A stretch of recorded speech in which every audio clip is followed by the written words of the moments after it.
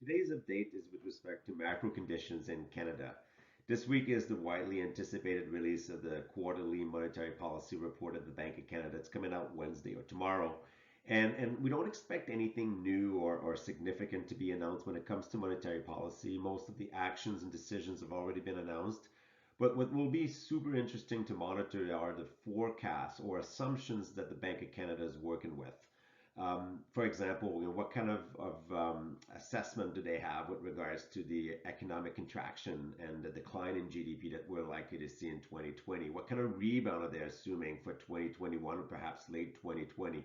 So those assumptions are going to be released tomorrow, and that's going to say a lot about what is the likely outlook for the Canadian economy. Already last week with the March employment numbers, we had some pretty bad news. The unemployment rate went up by 2% month to month, a little bit more even when it compared to what it was 12 months ago. But it really is when measuring all the hours that have been cut back for a lot of different employees across lots of different sectors in Canada, the numbers really stand out in a not so good way. Statistics Canada estimates that the underutilization of labor in the economy is at 23% or was at 23% for the month of March when considering all the hours that were cut as well as the number of workers that are looking for a job.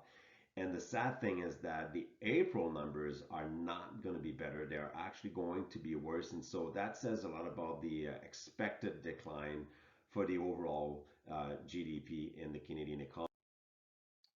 On the flip side, we did have a bit of good news.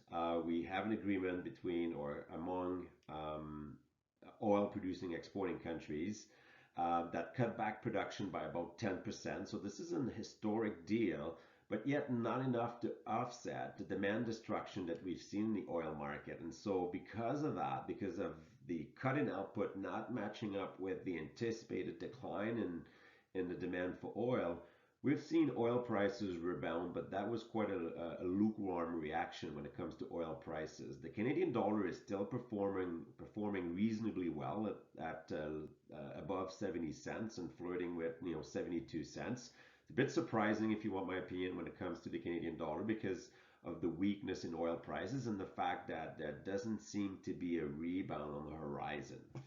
So we're going to keep looking at, or we're going to monitor the Bank of Canada report tomorrow and report back on Thursday when it comes to sort of the assumptions and assessments of the Bank of Canada when it comes to GDP. For more information, you can go to our website at fcc.ca/knowledge.